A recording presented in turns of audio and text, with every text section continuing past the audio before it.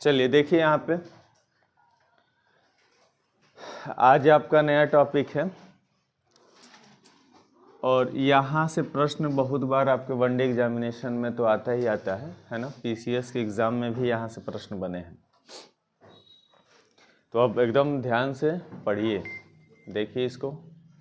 अभी लिखना नहीं, चीज़ों को पहले समझिए, ठीक है ना। कहता है कि हर्यक वंश, कौन सा वंश है ये। अब यहाँ से हम वंश पढ़ना शुरू कर देंगे, बहुत सारे वंश आएंगे हमारे सामने, उन वंशों को हम पढ़ेंगे। कल हमने देखा था महाजनपद काल, क्या देखा था? महाजनपदों में हमने क्या देखा? 16 महाजनपदों का नाम देखा था। उन 16 महाजनपदों का नाम और उसकी जो राजधानी था वो आपको याद होना चाहिए, क्योंकि वहाँ से कभी न कभी आपको क्वेश्चन मिल जाएगा एग्ज़ाम में, ठीक है। और वही महाजनपद काल से जो मगध महाजनपद था, मगध, जिस पे सबसे प्राचीन वंश का संस्थापक बृहद्रथ था और उसके पुत्र का नाम जरासंध था, ये कल के क्लास में हमने देख लिया था, ठीक है। आज हम उसी मगध की बात करेंगे, ठीक है ना। मगध कहाँ पे है बाबू? बिहार में है। कहाँ पे है? बिहार में। और इसी मगध की राजधानी थी गिरिव्रज या राजगृह, है ना। अब इसी मगध पे कौन कौन वंश शासन किए, कौन कौन वंशों द्वारा, किस किस वंशों द्वारा जो है शासन किया गया, उन्हीं के बारे में हमें पढ़ना है, ठीक है ना। क्योंकि 16 महाजनपदों में जो सबसे शक्तिशाली जनपद था वो था मगध। क्या था? मगध था, मगध महाजनपद। अब उस पे जो शासन करेगा वो तो शक्तिशाली होगा ही, है ना। तो देखो, सबसे पहले आता है हर्यक वंश। क्या आता है? हर्यक वंश को एक और नाम से जानते हैं, पितृहंता वंश। क्या कहते हैं इसको? ये भी आपका प्रश्न बन चुका है, आपसे पूछा गया है कि मगध के किस वंश को हम पितृहंता वंश के नाम से जानते हैं, या फिर किस वंश को हम पितृहंता वंश कहते हैं। ऐसे प्रश्न पूछा जा चुका है आपके वनडे एग्जामिनेशन में, ठीक है ना। तो आपको याद रखना पड़ेगा कि हर्यक वंश को हम क्या कहते हैं? पितृहंता वंश के नाम से जानते हैं, ठीक है ना। अब पितृहंता वंश क्यों कहते हैं, इसके पीछे रीजन क्या है? रीजन ये है, पितृ का मतलब होता है पिता, हंता का मतलब हत्या, मतलब इस वंश में जो राजा बनेगा अपने पिता की हत्या करके राजा बनेगा, है ना। वो अपने पिता का, फिर उसका लड़का आएगा उसको मार देगा, फिर उसका लड़का आएगा उसको मार देगा, तो मार मार के जो है गद्दी हथिया लेंगे। तो जो अपने पिता को, ये पीढ़ी दर पीढ़ी चलता रहेगा, ठीक है ना। तो अपने पिता की हत्या करके वो शासक बन रहा है, इसलिए इस वंश का नाम रख दिया गया है पितृहंता वंश। क्लियर हो गई बात।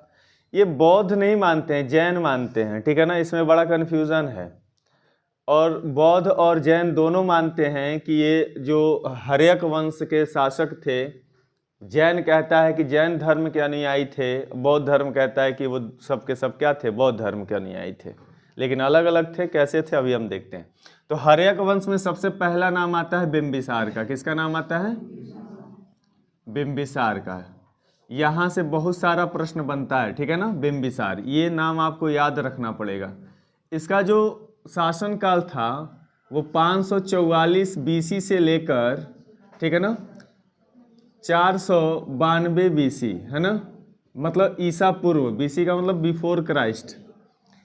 लगभग बिंबिसार मगध की गद्दी पर 52 वर्षों तक शासन किया था। कितने वर्षों तक शासन किया था? 52 वर्षों तक शासन किया था। ये भी आपके एसएससी के एग्जाम में पूछ दिया गया था कि बिंबिसार मगध की गद्दी पर कितने वर्षों तक बैठा रहा, या फिर मगध पर कितने वर्षों तक शासन किया। तो आपको याद रखना पड़ेगा 52 वर्षों तक शासन किया। क्लियर है। अब आइए, कहता है कि जो बिंबिसार था, बिंबिसार को ही मगध का वास्तविक संस्थापक माना जाता है ना। इसके पहले जो बृहद्रथ था, जो मगध का स्थापना किया था, उतना अच्छे तरीके से उसकी स्थापना नहीं कर पाया था, लेकिन जो बिंबिसार आएगा वो मगध का क्या कहलाएगा? वास्तविक संस्थापक कहलाएगा। तो अगर आपसे परीक्षा में पूछ लिया जाए कि मगध का वास्तविक संस्थापक कौन था, तो क्या बताओगे? बिंबिसार था, ठीक है ना। तो एक पॉइंट यहां से आपको ये याद रखना पड़ेगा, ठीक है ना, कि बिंबिसार क्या था बाबू? बिंबिसार मगध का वास्तविक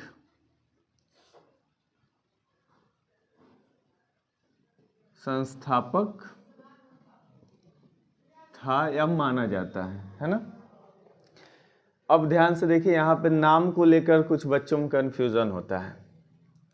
एक शासक था बिंदुसार, एक शासक है बिंबिसार। एक शासक कौन है? बिंबिसार। इसका मतलब क्या है, ध्यान सुनिए, बिंबिसार हर्यक वंश में मिलेगा, बिंदुसार मौर्य वंश में मिलेगा।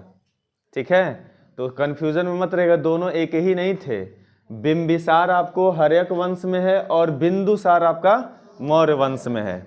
इतना क्लियर रखिएगा अपने दिमाग में। अब सुनिए, अब जब भी हम हर्यक वंश के शासकों के बारे में पढ़ेंगे ना, तो यहाँ से इंपॉर्टेंट क्या हो जाता है, इंपॉर्टेंट ये होता है कि इन्होंने मगध की राजधानी किसको बनाया था, मतलब अपनी राजधानी किसको बनाया, फिर वो जो शासक था मगध का वो किस धर्म का अनुयायी था, किस धर्म को मानता था। यहाँ से प्रश्न बहुत बार बनते हैं आपके एग्जाम में, ठीक है ना। तो सबसे पहले हम देखेंगे कि बिंबिसार ने अपनी राजधानी किसको बनाया था, राजधानी, है ना। तो मगध की राजधानी क्या थी भाई, राजगृह थी। तो कल ही हम लोग पढ़ लिए थे। तो बिंबिसार जो है मगध की राजधानी मतलब अपनी राजधानी किसको बनाएगा, राजगृह को बनाएगा। और ये प्रश्न कई बार बन चुका है, ठीक है।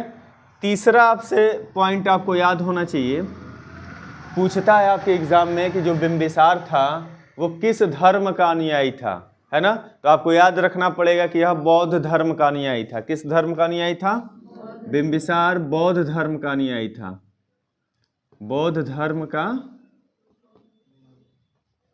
अनुयायी था। क्लियर है। अब सुनो चौथा पॉइंट, ये पॉइंट जो है पीसीएस के एग्जाम में हूबहू ये लाइन पूछ दिया गया था, है ना। जो बिंबिसार था पहला ऐसा शासक है जो प्रशासनिक व्यवस्था पर बल दिया था। मतलब इससे पहले जितने शासक हुए मगध की गद्दी पर बैठे, उन्होंने प्रशासनिक व्यवस्था के बारे में कुछ नहीं किया, कुछ नहीं सोचा। लेकिन बिंबिसार ऐसा पहला शासक होगा मगध का जो प्रशासनिक व्यवस्था पर क्या देगा, बल देगा। और यह प्रश्न हूबहू यही लाइन उठा के पीसीएस में दे दिया गया था, पूछ दिया गया था कि मगध का कौन सा शासक प्रशासनिक व्यवस्था पर पहली बार मतलब बल दिया था। तो आपको क्या याद रखना है, बिंबिसार का नाम याद रखना है। तो इसने क्या किया था, पहला ऐसा शासक है, पहला ऐसा शासक है जिसने प्रशासनिक व्यवस्था पर बल दिया था। क्लियर है, ये आपको याद रखना पड़ेगा। ये हूबहू लाइन पूछ दिया गया था पीसीएस में। अब सुनिए, अब कहता है कि ये जो बिंबिसार था ना, ये अपने साम्राज्य का विस्तार करेगा। क्या करेगा, साम्राज्य का विस्तार। कोई भी राजा बनता है, आप इतिहास उठा के देख लो, तो कोई भी राजा है वो हर एक राजा महत्वाकांक्षी होता है। कैसा होता है, महत्वाकांक्षी होता है। वो अपने साम्राज्य का जो सीमा क्षेत्र उसको बढ़ाना चाहता है, वो एक दायरे में नहीं रहना चाहता है। वो चाहता है कि मेरे अगल बगल के जो राज्य हैं मैं उसको भी अपने कब्जे में ले लूं, है ना। तो वो साम्राज्य का विस्तार करने के लिए देखो ये कितना बुद्धिमान था, दो तरीके अपनाया था। राजा क्या करता है, या तो आप युद्ध लड़के अगर शक्तिशाली हो तो अपने अगल बगल के राज्यों से युद्ध लड़के युद्ध में उसको हरा कर उसको अपने में शामिल कर सकते हो, है ना। तो वही काम ये बिंबिसार भी कर रहा था। तो साम्राज्य का जो विस्तार किया, साम्राज्य का विस्तार दो तरीके से किया। पहला किया युद्ध करके। पहला क्या किया, युद्ध करके। तो जब युद्ध करके इसने अपने साम्राज्य का विस्तार किया, तो यहां से एक प्रश्न बनता है, ठीक है ना। तो ये अंग देश पे युद्ध कर देगा। क्या करेगा, अंग देश पे। और हमने देखा अंग कहाँ पे है, बिहार में ही है, मगध के पास ही है, उसके बगलगीर वाला इलाका बगल है, बगल वाला। तो उसी पे क्या करेगा, ये हमला कर देगा। और अंग का जो राजा था ब्रह्मदत्त, क्या नाम था उसका, ब्रह्मदत्त, उसको युद्ध में ये हरा देगा। और हराने के बाद अंग राज्य को अपने मगध में मिला लेगा। क्लियर है। तो युद्ध के द्वारा भी उसने अपने राज्य का विस्तार करना शुरू कर दिया था। तो आपको याद रखना पड़ेगा पहला पॉइंट इसमें कि ब्रह्मदत्त को हराकर, किसको हराकर? ब्रह्मदत्त को हराकर अंग को मगध में मिला लिया। क्लियर है? तो ये पॉइंट आपको याद रखना पड़ेगा। और ये भी याद रखना पड़ेगा कि अंग का राजा कौन था? तो ब्रह्मदत्त था। क्लियर है? अब देखो, ये एक अलग तरह का नीति अपनाएगा अपने साम्राज्य विस्तार के लिए। ये क्या करेगा? ये विवाह अपना एक नीति अपनाएगा, कहे कि मैं विवाह कर करके अपने साम्राज्य का विस्तार करूंगा। देखो कितना भयंकर शासक है। अब ये विवाह करेगा। क्या करेगा? विवाह। युद्ध लड़के कहेगा कि अब युद्ध से कोई फायदा नहीं है, मारकाट हो रहा है, खून खराबा हो रहा है, उससे बढ़िया हम विवाह शादी संबंध स्थापित करेंगे और अपने साम्राज्य का विस्तार कर लेंगे। कहा जाता है महावज्ञ के अनुसार, किसके अनुसार? महावज्ञ जातक है, जातक कथाएं चलती है ना। एक कथा के अनुसार जो है, कहा जाता है कि बिंबिसार लगभग 500 शादी किया था। मतलब बिंबिसार की 500 पत्नियां थीं। ठीक है ना? ये कहानी ऐसा मिलता है कि बिंबिसार साम्राज्य के विस्तार के लिए इतना ज़्यादा वो हो गया था कि उसने 500 शादी कर लिया अपने साम्राज्य का विस्तार करने के लिए। और ये मिलता है जानकारी महावज्ञ जातक से। ठीक है? लेकिन हम 500 शादी और 500 पत्नियों के बारे में नहीं पढ़ेंगे। ठीक है? तुम लोग सोच के हंस रहे होगे कि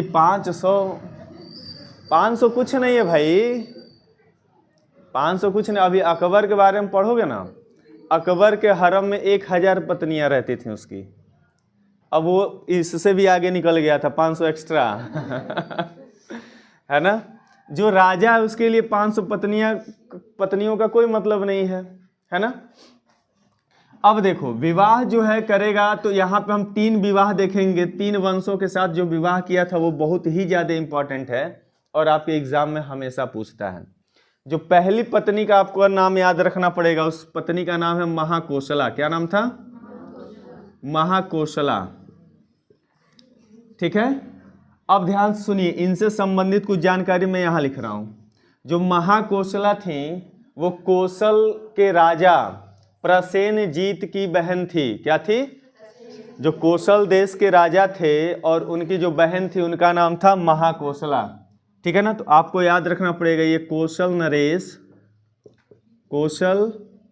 नरेश प्रसेनजीत की क्या थी? बहन थी।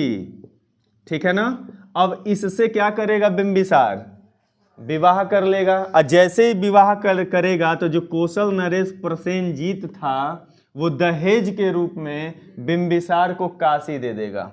दहेज में क्या मिलेगा उसको? दहेज में काशी मिल गया बिना लड़ाई किए।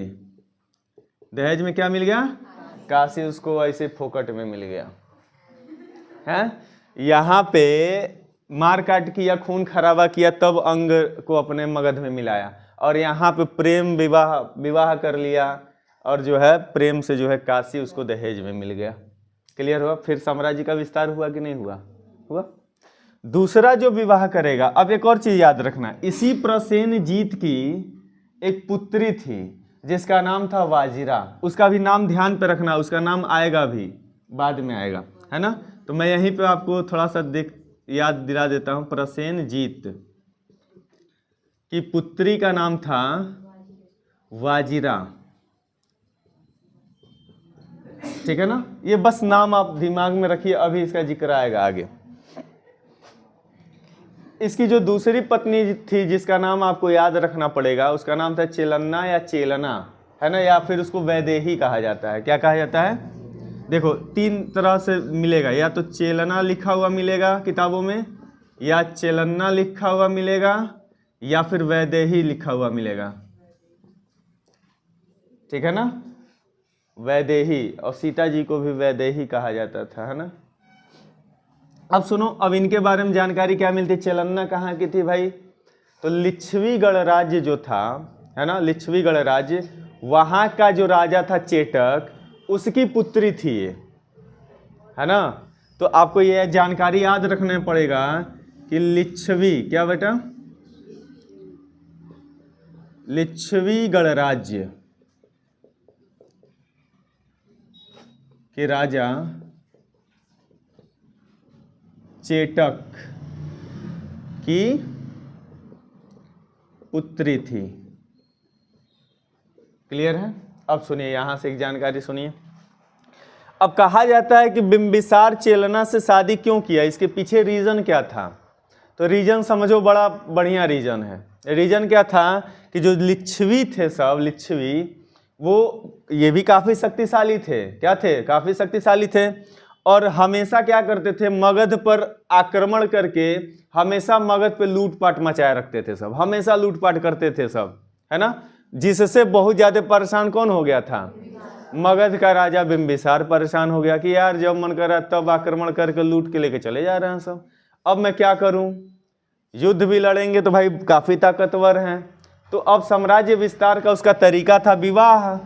तो वो देखने लगा कि वहां पे कोई लड़की है कि नहीं है राजा की। तो देखा कि राजा, लिच्छवी राजा जो वहाँ का राजा था, उसकी पुत्री ही थी चेलना। तो क्या किया, पहले तो चेलना को अपने झांसे में लिया। अब तुम लोगों की भाषा में क्या बोलूं, क्या किया? पटा लिया। क्या बात है। चलो, अब बिंबिसार जो है चेलना को पटा लिया, ठीक है। उसके बाद क्या किया, उसके पिता से बात करके विवाह हो गया। जब विवाह हो गया, ये गंधर्व विवाह लगभग ऐसा माना जाता है, कहानियों में मिलता है, गंधर्व प्रेम विवाह था, है ना। तो जब ये शादी हो गया, तो शादी होने के बाद जो लूटपाट मचा के रखते थे लिच्छवी मगध पे, वो लूटपाट क्या हो गया? बंद हो गया। ये कारण था विवाह करने का इसके, ठीक है ना। तो वो लूटपाट से जो परेशान था बिंबिसार, वो परेशानी खत्म हो गई। क्लियर है? चलिए आगे देखते हैं। जो तीसरा शादी किया था, उस पत्नी का नाम था क्षेमा। क्या नाम था? क्षेमा। क्या नाम था? क्षेमा। अब ठंडी का समय, छीमा छीमी तो मिलता है, ये मटर जिसको बोलते हो। क्षेमा है। अब देखो, क्षेमा कहाँ की राजकुमारी थी? तो कहा था मध्य प्रदेश की। मध्य प्रदेश का मतलब पंजाब, पंजाब का नाम था मध्य, है ना। तो मध्य प्रदेश की राजकुमारी थी, है ना। तो ये आपको याद रखना पड़ेगा। मध्य देश या प्रदेश भी लिख के मिलता है, मध्य प्रदेश में ब्रैकेट में लिखा पंजाब। पंजाब की क्या थी? राजकुमारी थी, ठीक है ना। तो ये आपको, अब वहां पे पंजाब में भी शादी कर लिया, तो बिहार से सीधे पंजाब तक का पूरा इलाका इसका, भाई यहीं तक सीमित था ना मगध। विवाह करते करते करते करते पूरा, अब यहाँ पे भी पूरा का पूरा ये इलाका अपने कब्जे में ले लेगा ये बिंबिसार। बड़ा होशियार आदमी था। अब सुनो, बिजनेस कर रहा था शादी करके। तुम लोग अपने मन में ख्याल मत लाना, ऐसे अपने साम्राज्य का विस्तार करना है। अभी आज के ज़माने में एक तो संभाल ही नहीं रही है, और 500 को पता नहीं कैसे संभालता था। अच्छा, एक सच में बताओ, आज आदमी एक विवाह करने के बाद तबाह रह रहा है कि नहीं रह रहा? यहाँ से रही है।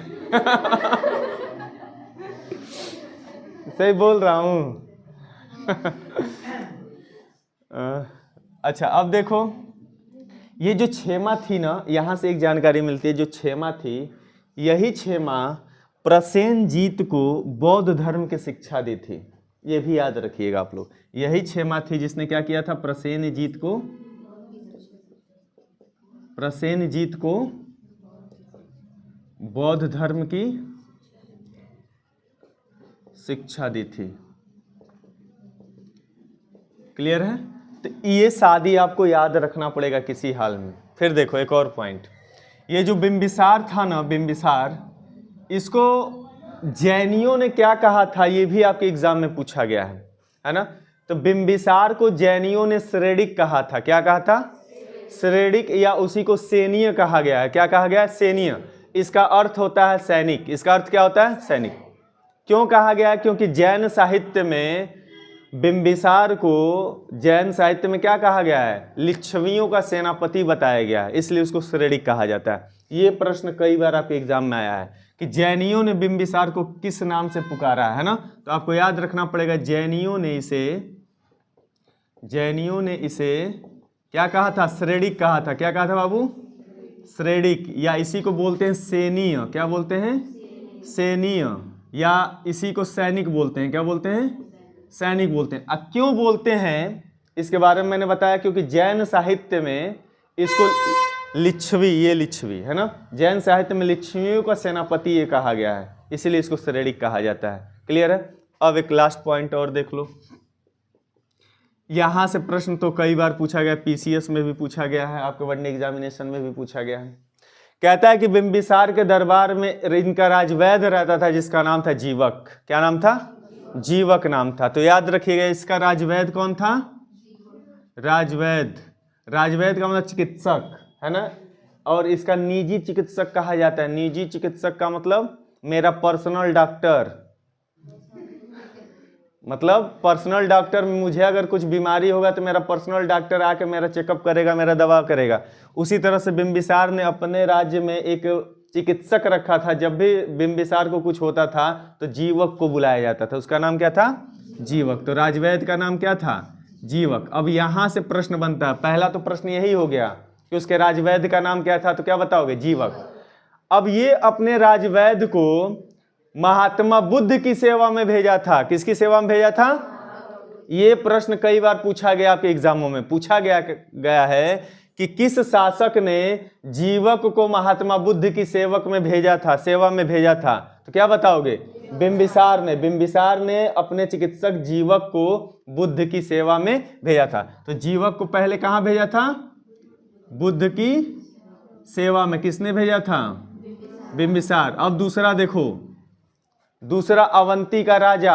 अवंती का राजा मध्य प्रदेश का इलाका याद आ रहा? महिष्मती, अवंती का है ना। तो अवंती का जो राजा था, उस राजा का नाम था चंड प्रघोत। क्या नाम था? तो अवंती का राजा, अवंती का राजा क्या था बाबू? चंड प्रघोत। ये जो चंड प्रघोत भाई साहब थे ना, ये पांडु रोग से ग्रसित थे। कौन रोग? ये भी पूछा गया कि कौन सा रोग हुआ था इनको। तो कौन सा रोग हुआ था? पांडु रोग। पांडु रोग का मतलब होता है पीलिया। पांडु रोग माने पीलिया रोग से ये ग्रसित थे, बीमार थे। तो बिंबिसार को संदेशा भेजा, अरे यार राजा था भाई, राजा राजा का मित्र होता है। तो मगध का राजा बिंबिसार, अवंती का राजा चंड प्रघोत। अब संदेशा भेजा, यार मैं बहुत बीमार हो गया हूँ, मैं क्या करूँ। तो बिंबिसार कहा कि काहे लिए घबराते हो, हमारा निजी सचिव डॉक्टर है ये मेरे पास जीवक, इसको भेजता हूँ तुम्हारे इलाज के लिए। तब जो है इसी जीवक को अवंती के राजा चंड प्रघोत के इलाज के लिए बिंबिसार क्या कर दिया था? जीवक को भेज दिया था। तो दो जगह भेजा था। ये दोनों प्रश्न कई बार बन चुका है। ये भी पूछा गया कि अवंती का राजा जो चंड प्रघोत था किस बीमारी से ग्रसित था। तो आपको याद रखना पड़ेगा, पांडु रोग से ग्रसित था। उसको हम हिंदी में क्या जानते हैं? पीलिया रोग से जानते हैं। ठीक है ना। तो यहाँ पे किसको भेज दिया? जीवक को भेज दिया। किसको भेज दिया? जीवक को। अब इसका इलाज करेगा ये। ठीक है। अब देखो बिंबिसार, इसमें कहीं दिक्कत आ रही है क्या आपको? नहीं आ रही है तो अगर आ रही होगी तो पूछिएगा। ठीक है ना। अब सुनिए, अब ये बिंबिसार जो था ना, चेलन्ना से शादी जब करेगा है ना, तो चेलन्ना से ही या चेलना से ही या वैदेही से ही एक पुत्र जन्म लेगा, जिस पुत्र का नाम था अजातशत्रु। क्या नाम था? अजातशत्रु। क्लियर हो गई बात? ध्यान से सुनिएगा, ये बहुत इंपॉर्टेंट है। कौशला महाकौशला से नहीं लेगा, चेलना से लेगी। ठीक है ना।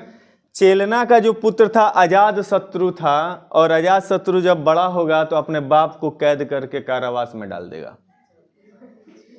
ठीक है। और इतिहास में जानकारी मिलती है कि जब कैद में वो डाल देगा कारावास में, तो यही चेलना जो उसकी पत्नी थी इसको भोजन ले जाके देगी, खाना खिलाएगी ले जाके। ठीक है ना।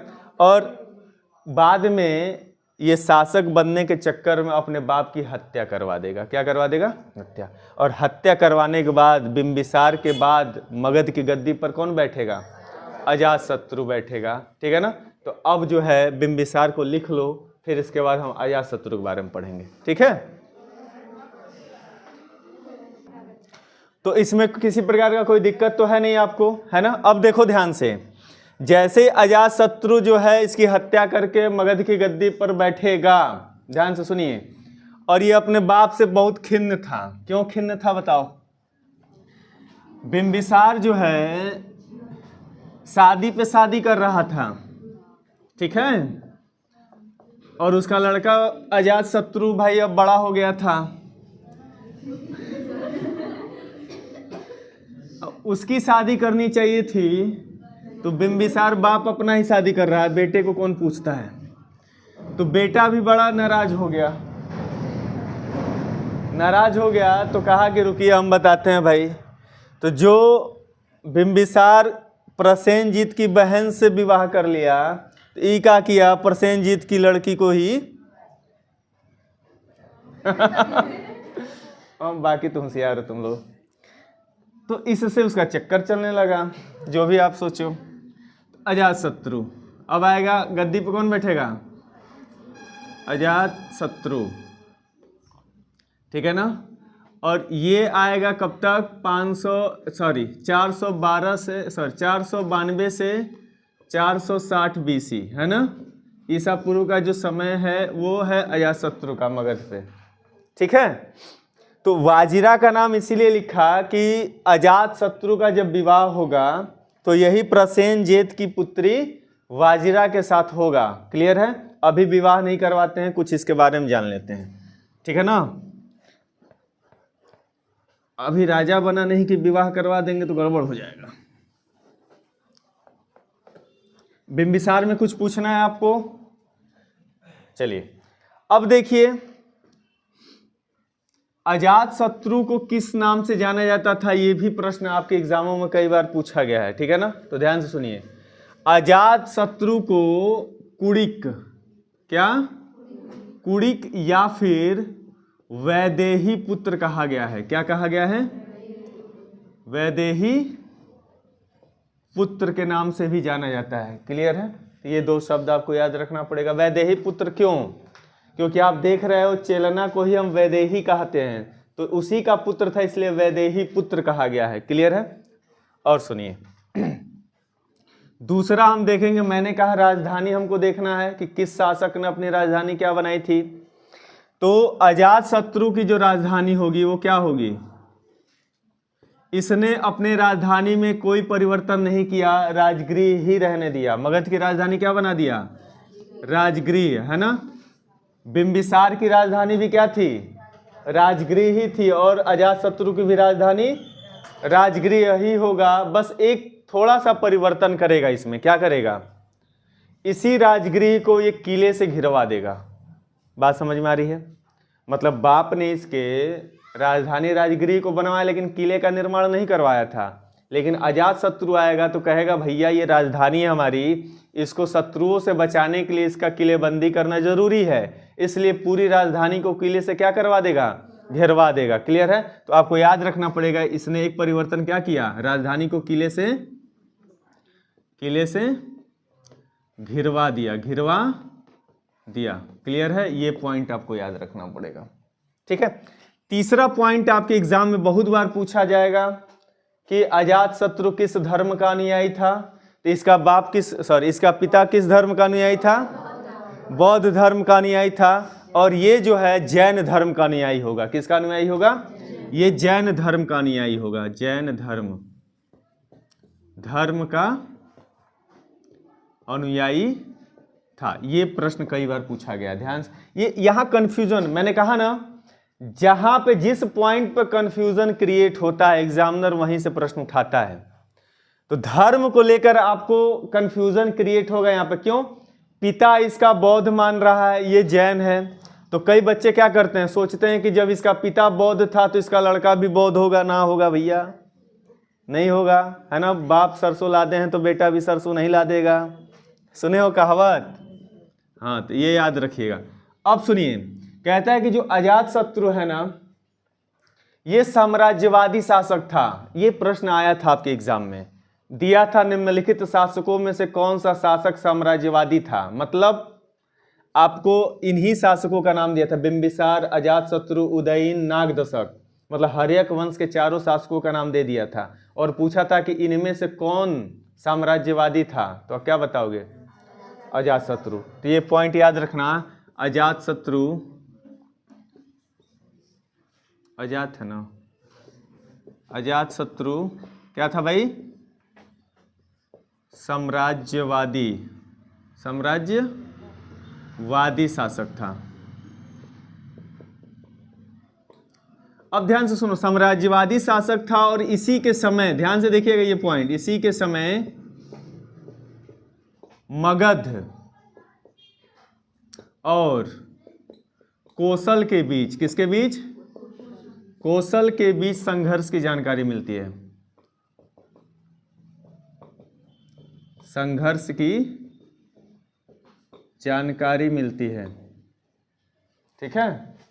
तो आपसे यह भी प्रश्न पूछा गया है कि हर्यक वंश के किस शासक के समय में मगध और कौशल के बीच झगड़ा हुआ था, या फिर युद्ध हुआ था, या संघर्ष हुआ था, बवाल हुआ था, कुछ भी पूछे, तो वो किसके शासनकाल में इसकी जानकारी मिलती है? अजातशत्रु। ये आपको याद रखना पड़ेगा। क्लियर है? अब सुनिए, अब बहुत ज़्यादा इंपॉर्टेंट पॉइंट ये, अजातशत्रु का एक मंत्री था, इसका बहुत ही विश्वास पात्र मंत्री, ठीक है। और कहा जाता है कि राजा का अगर विश्वास पात्र मंत्री हो तो राजा बहुत शक्तिशाली रहता है, और अगर कहीं युद्ध लड़ने जाता है तो जीतने की संभावनाएं बढ़ जाती हैं। मंत्री ही धोखेबाज निकल जाता है तो राजा खत्म, है ना। तो इसका बहुत ही विश्वास पात्र मंत्री था जिसका नाम था वर्षकार। क्या नाम था? इसका नाम बड़ा इंपॉर्टेंट है, कई बार एग्जाम में पूछा गया कि अजातशत्रु के मंत्री का नाम क्या था। तो क्या नाम था? वर्षकार या वर्षकार इसको बोलते हैं। इसी की सहायता से ये वैशाली पर आक्रमण करेगा और वैशाली को जीत लेगा। अगर इसका मंत्री सहायता नहीं किया होता तो वैशाली पर अजातशत्रु कभी विजय प्राप्त नहीं कर पाता। तो आपको याद रखना पड़ेगा कि अजातशत्रु अपने मंत्री क्या नाम था? वर्षकार, या कहीं कहीं मिलेगा वर्षकार की सहायता से किसको जीता था? वैशाली को जीता। ये पॉइंट बड़ा इंपॉर्टेंट है। क्लियर है? वैशाली याद करो, यही वैशाली है जहां पर महात्मा बुद्ध अपना अंतिम वर्षा ऋतु बिताए और अपने शिष्य आनंद के कहने पर महिलाओं को बौद्ध धर्म में क्या किए थे? आने की अनुमति दिए थे। यहीं की वैशाली की आम्रपाली थी। याद आ रहा है? यही वैशाली। और सुनो, जैन ग्रंथों के अनुसार इसका बाप बिंबिसार वैशाली गया था तो आम्रपाली के साथ 7 दिनों तक रहा था। ये भी जानकारी मिलती है। वैशाली वहां की वैश्या थी, आपको बताया था मैंने, और उसके वजह से 3 राजा आपस में युद्ध करते थे। आज भी होता है भैया। आ जाओ, अब ध्यान से देखो। अब यहां से एक पॉइंट आपको याद रखना पड़ेगा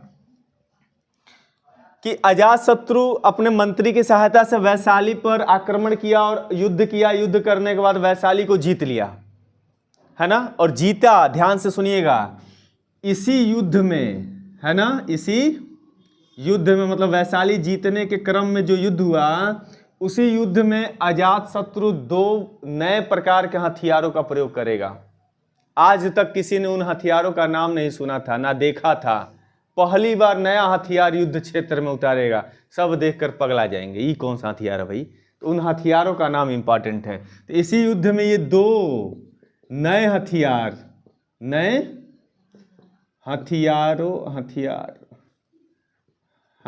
का प्रयोग करेगा, प्रयोग किया। अब वो 2 नए हथियारों का नाम बड़ा इंपॉर्टेंट है।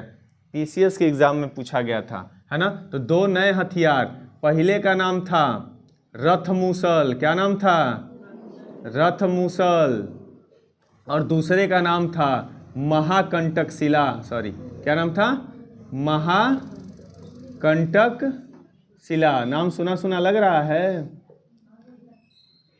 सुना सुना नहीं लग रहा होगा, लेकिन अभी मैं बताऊंगा तो आपको देखा देखा लगेगा। कैसे लगेगा, रथ मूसल। बाहुबली मूवी कितने लोग देखे हैं? उस मूवी में जब वो कालकेश युद्ध करने बाहुबली और बाहुबली का भाई भल्लाल देव जब जाते हैं युद्ध करने, तो आप देखे होंगे कि भल्लाल देव जिस रथ पे बैठा रहता है, उस रथ पे आगे एक चक्री लगी रहती है, काटता जाता है, उसी वही है रथ मूसल जो बाहुबली मूवी में दिखाया गया है। अब बाहुबली को दिया जाता है वो पत्थर गोला, अब पत्थर मारता है, ऐसे जाता है, देखे हो, वही है महाशिला कंटक। सॉरी, महाशिला कंटक कैसे लिख दिया यार, महाशिला कंटक, ठीक है ना। ये है, अब देखा देखा लग रहा होगा, बाहुबली मूवी में देखे हो ना, यही दोनों हथियारों का प्रयोग करके वहां दिखाया गया। और इसका प्रयोग करता है कौन, अजातशत्रु। किस युद्ध में, वैशाली के युद्ध में जब जीता था उसको। तो क्लियर है, तो ये आपको याद रखना पड़ेगा। अब ध्यान से सुनिए, अब इस अजातशत्रु अब इतना कुछ कर लेगा भाई, बियाह भी करवा दो इसका। अब विवाह करेगा, बहुत सारा विवाह करेगा, ये भी अपने बाप को पीछे छोड़ देगा विवाह करने में, ठीक है ना। लेकिन 2 पत्नियों का नाम आपको याद रखना है। पहला याद रखना है वाजिरा। किसका नाम, वाजिरा से विवाह करेगा। वाजिरा कौन थी, तो प्रसेनजीत की पुत्री थी। और दूसरा विवाह करेगा पद्मावती से। ये वो पद्मावती नहीं है, राहुल रत्न सिंह वाली पद्मावती नहीं है। अब मलिक मोहम्मद जैसी साहब जो पद्मावत लिखे हैं वो पद्मावती नहीं है, ठीक है ना। ये जो है ये पद्मावती आपका अजातशत्रु वाली पद्मावती है, ठीक है ना। अब इसी पद्मावती का एक पुत्र जन्म लेगा जिसका नाम था उदयीन।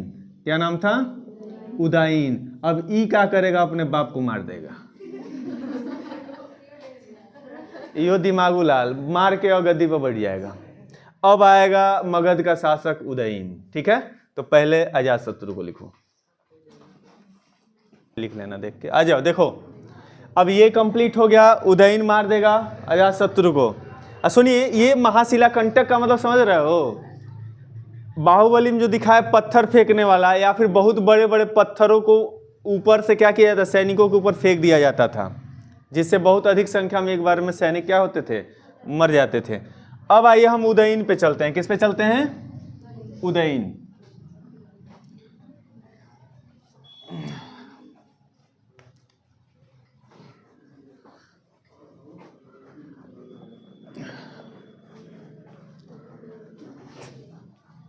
अब मगध की गद्दी पर बैठेगा उदयीन। कौन बैठेगा, उदयीन। और यहां से प्रश्न बहुत बनता है, ठीक है ना। उदयीन, ठीक है, ये लगभग 461 बीसी में बैठेगा। अब सुनो, सबसे पहला इंपॉर्टेंट प्रश्न यहां से क्या बनेगा, आपसे पूछा जाता है कि पाटलिपुत्र का संस्थापक कौन था, उदयीन था। पाटलिपुत्र का मतलब पटना, पाटलिपुत्र माने पटना का स्थापना कौन किया था, उदयीन ने किया था। तो आपको पहला पॉइंट याद रखना, साथ में ही लिखो, ठीक है ना। हाँ, उदयीन को पाटलिपुत्र पटना का संस्थापक